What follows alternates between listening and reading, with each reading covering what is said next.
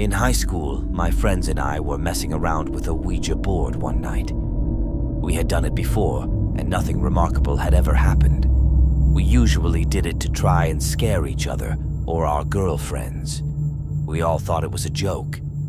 That night, there was no one else home except the 7 of us, and we were all together around the board.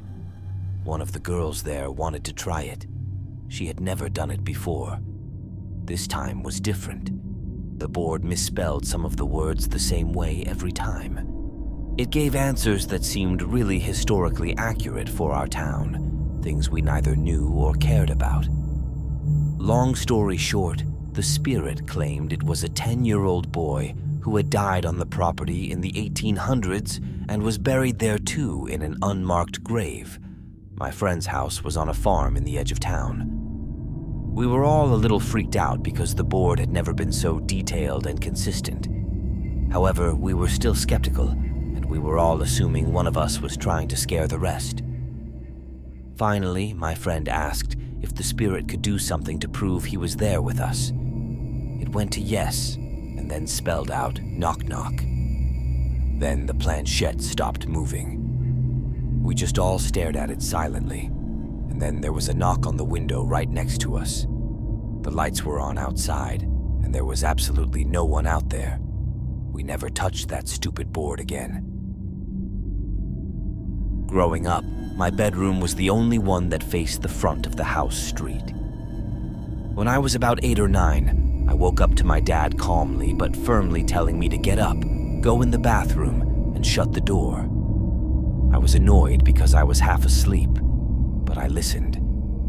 Apparently, I was more tired than I realized because I fell asleep on the bathroom floor. The next morning, I asked my mom what happened. She seemed oblivious and confused. I looked at my dad like she was crazy, and I asked him why he had woken me up. He denied doing it. I was becoming frustrated to the point of tears, but I ultimately let it go. Fast forward to college. I was home one break, and I decided to ask again.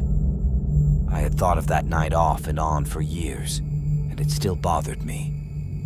This time, my dad goes, "Ha! I was wondering if you even remembered that."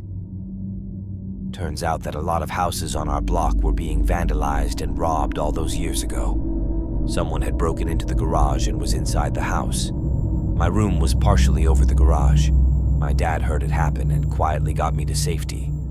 Police were called. The guy ran. He was never caught, however, and my parents didn't want a terrified kid on their hands, so for years they pretended like nothing had ever happened. It wasn't supernatural, but it was unsettling for sure.